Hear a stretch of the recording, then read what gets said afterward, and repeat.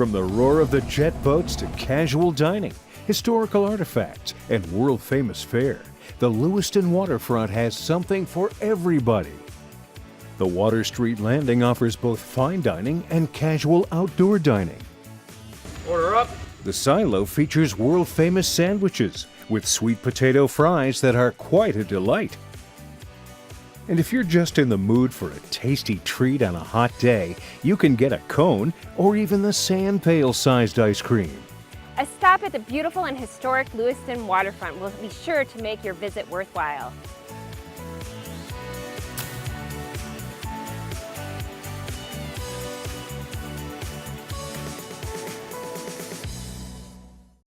It's been a long winter and a cold spring, but things are about to heat up as Town of Niagara Supervisor Lee Wallace announces the 2018 Music Mania Mondays summer concert schedule.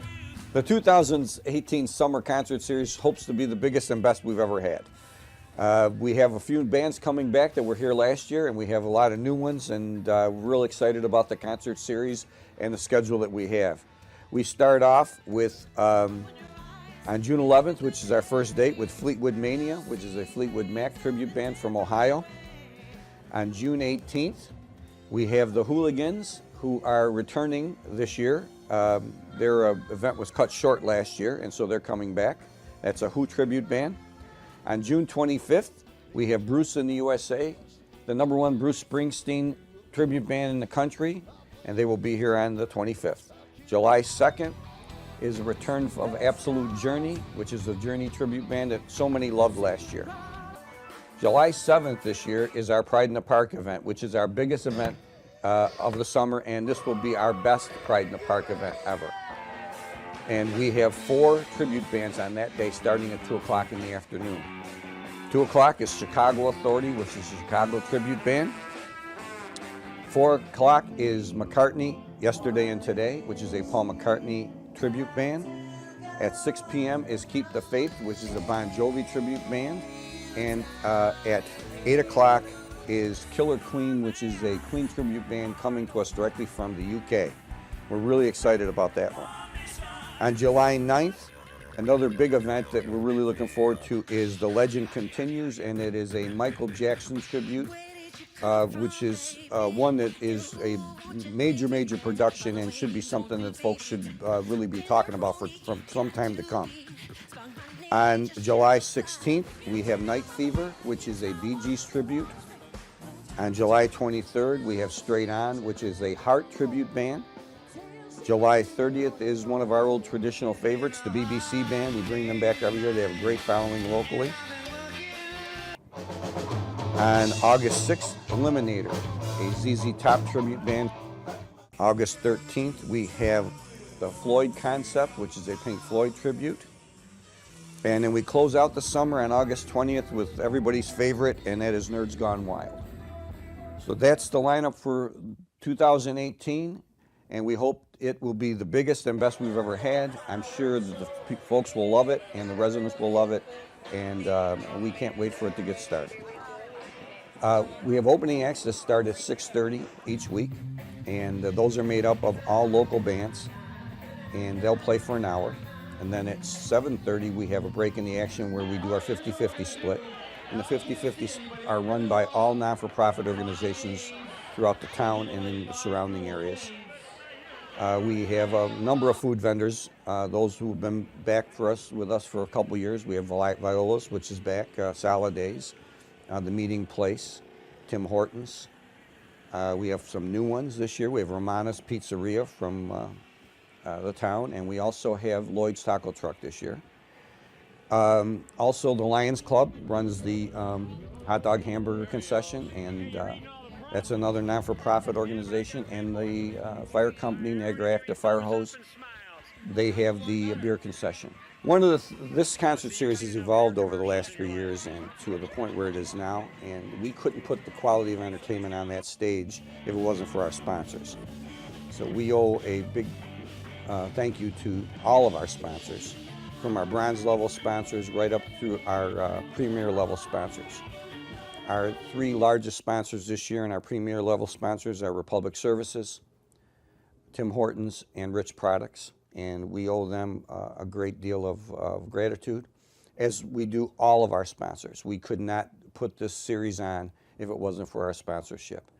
And we are trying to get to the point, like I said, where the sponsors drive all the costs, and that is our ultimate goal, so that it is no burden to the town budget. And we feel that this year in 2018 we will be well on our way for that. The rapid growth of the Music Mania Mondays concert series due to increased sponsorship and attendance has made it a win-win for the town of Niagara. Well, what this concert series has done for this community is it started out as an entertainment piece, but it really has become much more than that. The businesses that are there every Monday night are making a profit. It is a Monday night, which is usually a down night after the weekend, so it's something that the vendors have told me that they look forward to, and that they see a huge uptick in their profits because of this series. It creates a number of non-for-profit groups the ability to fundraise in a real easy way to do it, and in a setting where they can maximize their profits to give back to the community. The Lions Club, they give back to the community with what they make at the concert series. The fire company has made quite a bit of money over the last few years, and will go toward equipment that they can't afford to purchase. So it really has become more than just an entertainment piece. And what drives the whole process and what drives everything is the product we put on the stage. The product we put on the stage, the quality of the entertainment, the quality of the bands that we put on the stage really drives the whole process. That's why we have gone up in class and gone up. The bands we're bringing in are people that most of our residents would have to pay $25, $30 to see at local theaters and other venues. What the town budgets for the concert series and compared to what it gives back is minimal compared to what we get out of our other recreational events. This concert series is no different than, it is a recreational activity that is no different than youth recreation and senior citizen recreation. But yet it touches so many more people for a lot less money that the town budgets. Our budget is minuscule compared to what is budgeted for youth recreation, and yet it touches so many more people. So it is a very profitable piece to this town program and to our town budget and to our town residents. And I do believe that there are more people out there who look forward to this than those who want to say that it's not necessary. Residents, everyone looks forward to this concert series. It is the one thing that this town has done over the last 20 years that brings everyone together on a Monday night. It's a gathering place for family and friends. It is a true family event from youth right up through senior citizens. And it is something that I never envisioned would be this way, but it's very gratifying to me that it's turned out this way. So we thank everyone, and we look forward to seeing you each Monday night. And don't forget, Pride in the Park, which is our biggest event, is on Saturday, July 7th.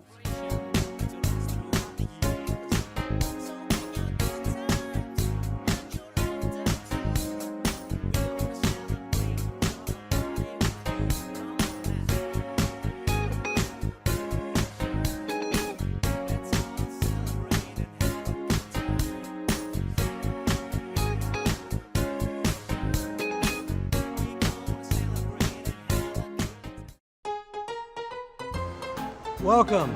I'm Terry Colasano, Mayor of the Village of Lewiston. Welcome to our small community, Lewiston, New York. I love to sit out here.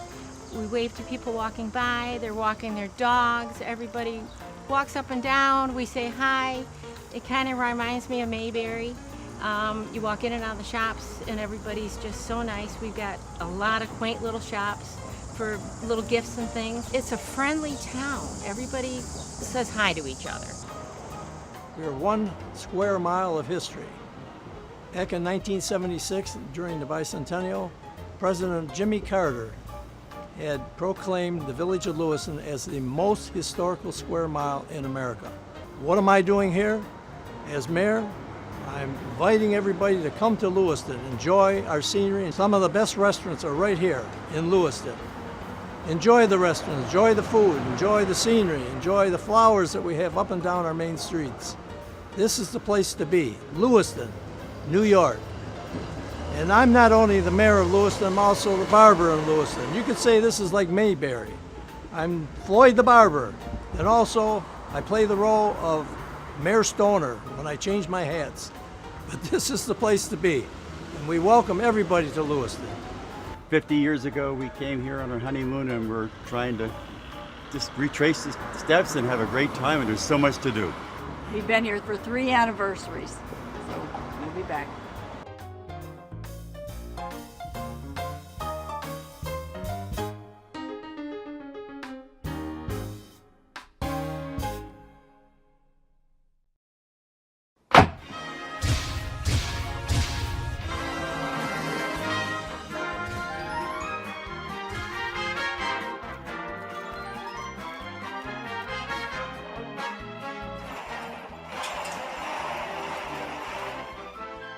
Hi, I'm Cindy Abbott Letro for Behind the Camera, and today exciting news because a second major film has been made here in Buffalo by this duo, John Abrahams and Matt Quinn, longtime friends.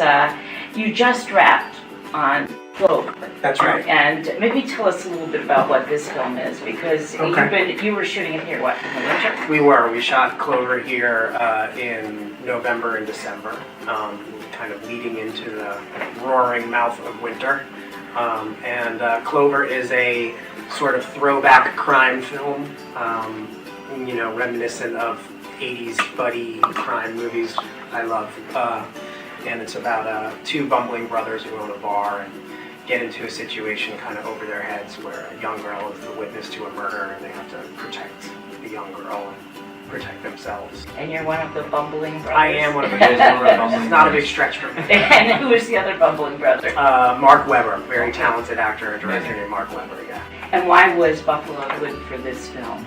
Buffalo was good for Clover for a number of reasons, but specifically it was a bigger film than our last one, All at Once, and it involved a lot of kind of action and, you know, gunfights and things like that. And you know, one of the greatest things about working in Buffalo is you can accommodate these things much more easily than you can in a city like New York, you know, city or the 5 boroughs. You know, hey, we're going to be shooting guns out on the street in public, and get some cops and close down the street. Is that a good thing or a bad thing? I'm not sure. Well, no, it's a good thing thing for production, right? That's okay. What we're talking about. Yeah, exactly.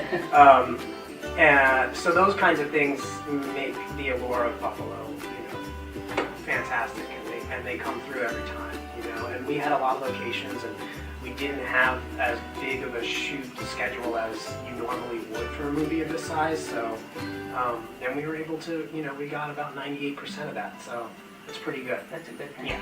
All at Once, that was sort of where you first, Matt, you talked him into coming here, right? And well, we'd been talking for years about, you know, doing a film some way, somehow, you know, at some point in our lives together, but it kind of came up and we kind of talked about. Well, do you want to know the inception of the idea? Yes, no? yes. So I'll start by saying All at Once is a movie about a young artist in New York City in 2001 who accepts guardianship of his best friend's children when they pass away on 9/11. Right.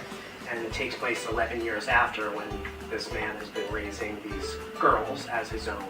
And it's sort of a look at a unique family situation, and you know, there's a number of things we kind of wanted to examine. Having grown up in downtown Manhattan, him partially, and me my whole life, you know, we grew up 5 blocks from the Trade Center, so there were some things we needed to exercise from ourselves about that. And, but how it came about initially was 2 things. He came to me and really was important to him to help build the infrastructure of film production in Buffalo. And also, he had called me a few years prior and said, hey, I just made you guardian of my children. Yeah. Should anything ever happen to me and my wife, is that okay? And I said, sure. And then a week later, my cousin called me and said, hey, just letting you know I made you guardian of Milo. If something ever happens to us, is that okay? And I went, sure. And in my morbid brain, I thought, wow, what would that be like if all of a sudden, for whatever reason, God forbid, I ended up with Totally a bunch of changed your kids life. that weren't my Yes. own and Right. had accepted guardianship and wanted to do the right thing. So that's the inception of the idea. And yeah. And you shot that in, what, 2015? We shot in 2015. that's right. 2000, and now I understand it just had its... Yes, so it is. It came out on all TV on-demand platforms April 3rd. Right. And it will be coming out on all streaming on-demand, Netflix, Hulu, Amazon Prime, all that stuff in another couple months. And we're doing a little bit of some theater openings around the country, and yeah. Came out really good.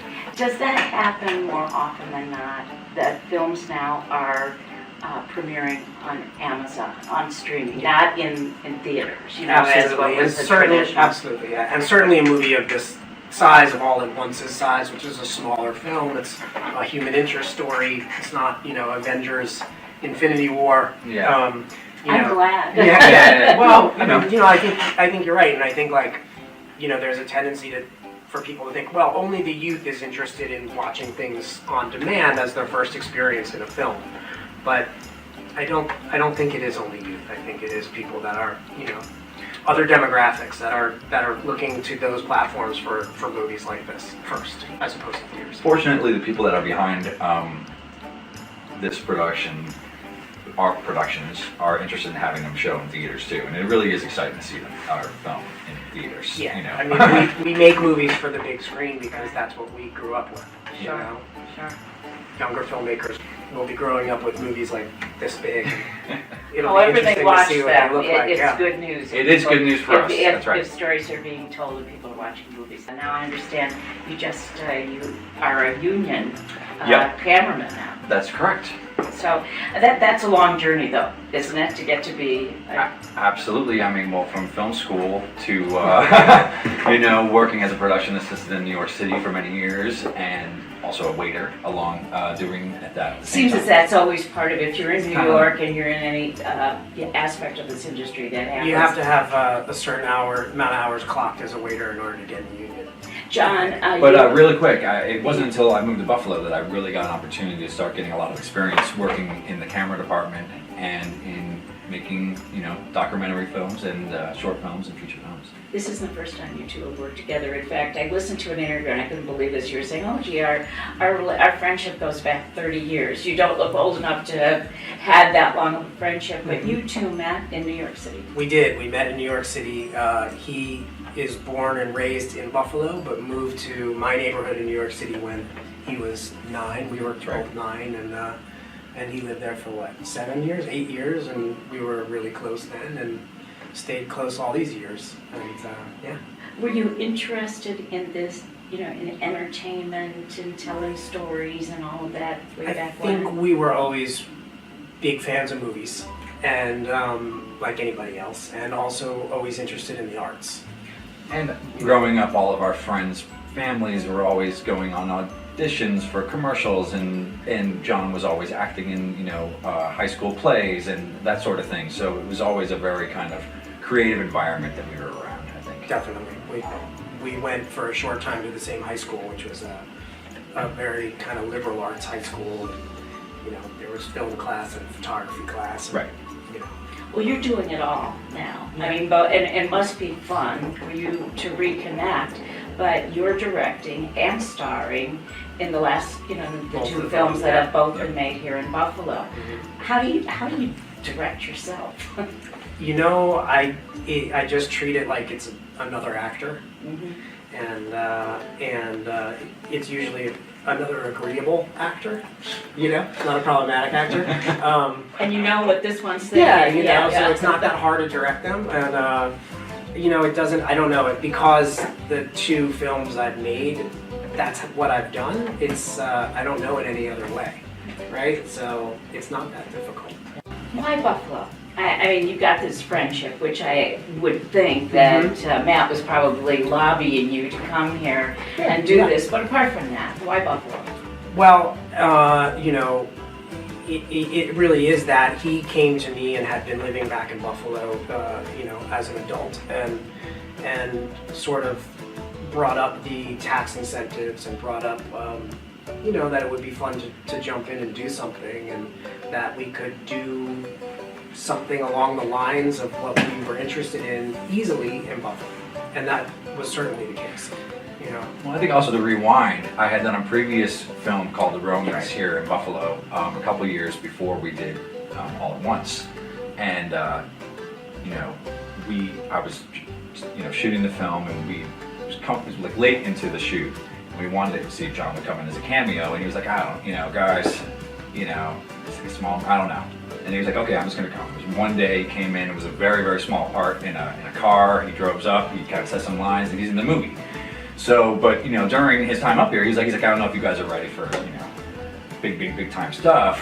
Yeah, but he kept hearing stories moving forward about how good the crew was getting, how much experience they were getting, how we were, you know, setting up the equipment, we had stuff available, and we had people, so. He really had all confidence in the Buffalo crew and the film commission and everything, and you know, I know him well enough to know when he's being 100% honest about everything. So I was like, I was in, you know, yeah, you know, I think I like the fact that the you know, Buffalo film crew and production thing is growing, and it's nice to be part of the growth, as opposed to, you know, expecting it to all be built in when we came, you know, when we came here. Well, not only that too. I mean, Buffalo has a lot of amazing locations. Oh, amazing! And you know, I'd get into that in a second. I mean, when we were developing All at Once, I mean, we basically tailored that film to be shot. I mean, it takes place in Buffalo. It is a Buffalo story for sure, and a lot of it takes pieces of both of our lives out of that. And the writer that we worked with, Michael Testone, really did a good job putting that all together, not having been here before, listening to stories from John and myself, and how we all wanted to kind of make this film kind of together. The locations were perfect, and in many situations we would shoot a lot of scenes here that take place in New York City. No one even knows. People that are critiquing the film from New York don't even know that. They don't know. It's not in New York City. That's what I'm saying. I know that street where, like, it's in Buffalo, actually. Not only that, a lot of people think that we just shot all of the film in New York, and that we just maybe came up here for a couple of plate shots of Niagara Falls or something like that. They're really surprised to hear that it was 100% locally made for, you know. Yeah, and to further that, like, I mean, you know, the first film, All at Once, was a smaller film than Clover, and, you know, we got an amazing amount of production value out of shooting here, and those are, you know, access to things very easily that you would never get in a city like New York City or, you know, Los Angeles or whatever, where you'd be fighting for locations and they would have already been shot a million times. Right. In the time that remains, and we've got a couple minutes here, what do you think that we need to do? You know, what's the next step right here? What do we need in order to get, you know, a continuing stream of bigger films? I'll let you start.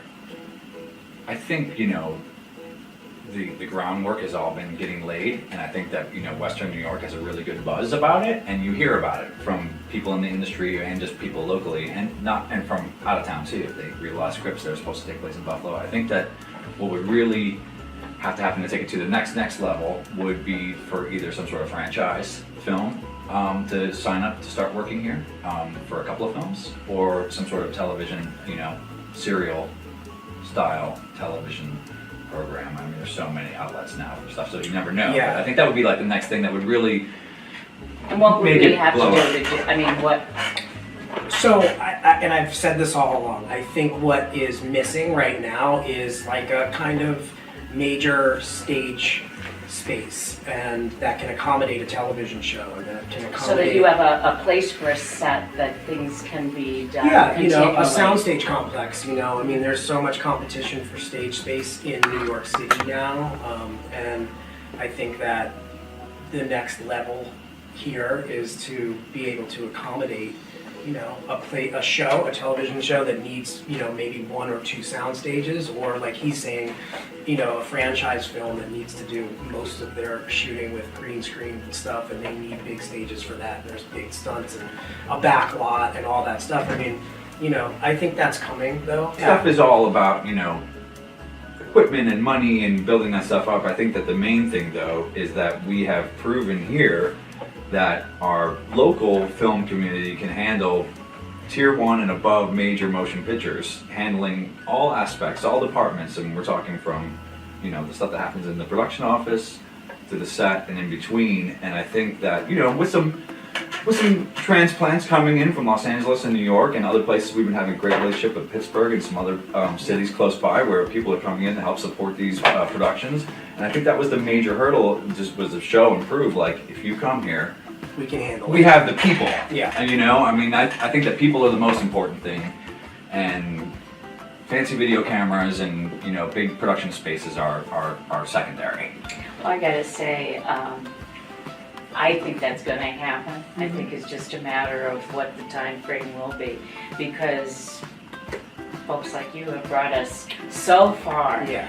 And it's a very exciting time to be involved, I think, in film in Buffalo. I think so too. And I think both of you, now what's just before we go, when is Clover going to, how will it be, you know, rolled out? Where will we see it? Well, you know, that's anybody's guess right now. Hopefully sometime in 2019, maybe, you know, early 2019 would be amazing. We'll probably do some festivals and take it from there. Great. Yeah. Well, Real quick, yeah. All at Once is out now, and we just opened up Okay. last week, and we're doing great, and it's got a really amazing response, and you should check that out too. All at Once is the first film that we did together in Buffalo, and please go watch it. Yeah. All at Once. Clover looks great too. At All at Once Movie on Instagram,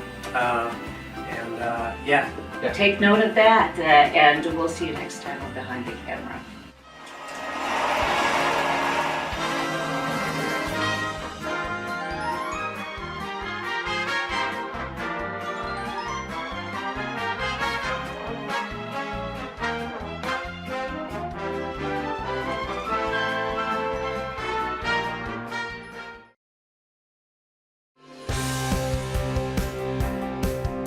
We service all the visitors that come here to Niagara Falls. We provide directions, we refer out into the rest of the county. We hold luggage here, we talk to people, we get them their discovery passes, we do lots of different things. Not only do we give information here, but we're in very close proximity to all the downtown hotels and attractions, and we sit right on the edge of the Niagara Falls State Park. What I love most about this job is we get to interact with everyone from all over the world. We see every single part of the world here.